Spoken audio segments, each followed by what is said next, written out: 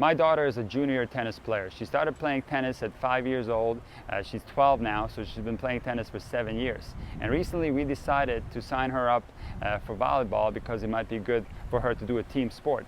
And interestingly, she quickly developed a good volleyball serve. And I was interested to see how her volleyball serve might affect her tennis serve. Could it make it better, or could it possibly make it worse? So in today's video, we're going to discuss the similarities between a volleyball serve and a tennis serve.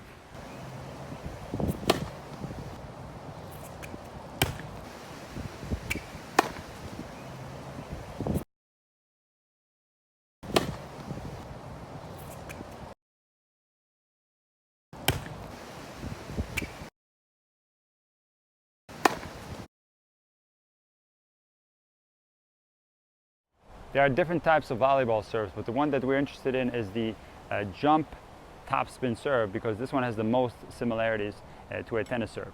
So the way a jump topspin serve works is the player will, in most cases, throw the ball with the dominant arm, and they will also put topspin on the ball, and they will throw the ball way ahead of themselves in front.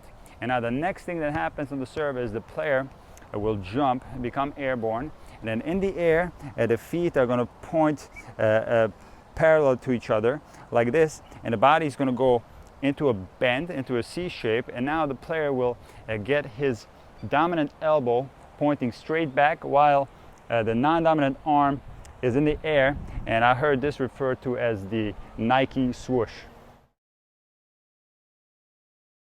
So the contact on the volleyball serve should be made when the player is at its highest point in the jump.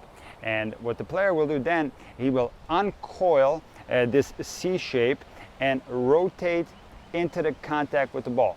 So this is what it looks like.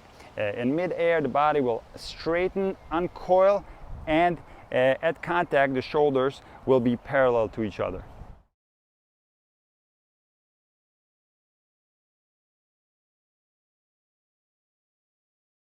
Once the volleyball player has made contact, the finish will depend on what kind of serve the player is attempting, but the body will usually go into a slight jackknife position. And I suppose this is done to regain balance, because this is occurring in mid-air. So you will see the volleyball player go slightly down with the upper body while the feet go forward.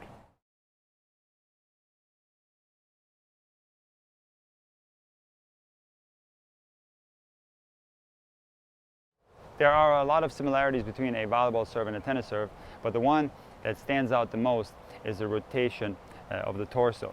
So we talked about the Nike swoosh in volleyball, and if we compare this to the trophy position in tennis, it's very similar. So we have the elbow pointing back. Now in tennis, it can point even further around the body like this to get more of a coil. This is impossible to do in mid-air on a volleyball serve, so we have an advantage there as tennis players. But the similarities are that we have this reversal of the shoulder positions where the dominant shoulder is below the non-dominant shoulder. And now what's going to happen as we initiate the strike and accelerate the serve, we're going to reverse this shoulder position, and we're going to also rotate the torso, and we're going to make contact at the exact same place as a volleyball player. And the way these two serves accelerate into the contact is exactly the same. The uncoiling of the upper body, in addition to the reversal of the shoulder positions, is what creates a lot of acceleration. So a volleyball serve will go like this into the contact, and a tennis serve will go exactly the same way. You will rotate into the contact while reversing these shoulder positions. And now once you reach this position, naturally you will achieve a full extension of the hitting arm, and that's the case for volleyball and tennis.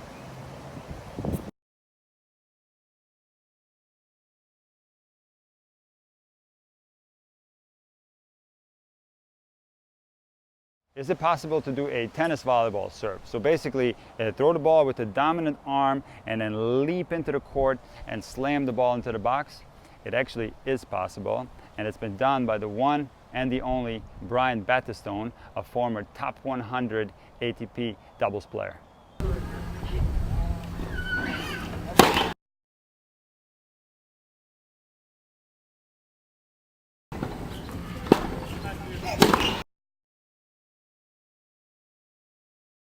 I tried the Brian Battistone / tennis volleyball serve, and it is extremely difficult to pull off, and I might even say it's almost impossible.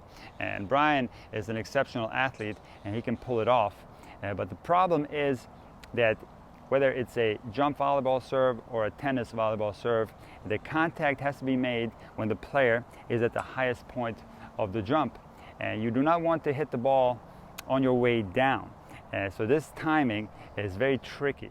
And the reason why volleyball players have to leap into the air to get power is that they don't have this pesky little thing. They have to generate all the power from their own body. So this is why you'll see them throw the ball way up into the air and then use the pace of the ball that's coming down to generate more power. They are exceptional athletes. They can jump very high, and now they're going to make contact at a high point and able to get more power that way. See, we don't have to do this on a tennis serve because we have the tennis racket. So a stationary volleyball serve will go to about 35 miles an hour. The fastest volleyball serve ever recorded was 134 kilometers per hour, which is 83 miles an hour. And what we can do with a tennis racket is, even with a stationary serve, by only using our arm, we can easily get 100 miles an hour, which means that a stationary tennis serve is a lot faster than the fastest volleyball serve. So I think my daughter is safe playing volleyball. I actually think that it can, in some ways, improve her tennis serve if she continues to work on her tennis toss. Because as you know, the tennis toss at the junior level, at the recreational level, and even some of the professional players have difficulties with the toss. So the toss is something that's unique to the tennis serve and must be practiced a lot. But as far as sports similarities, the volleyball serve is the closest thing we have to a tennis serve.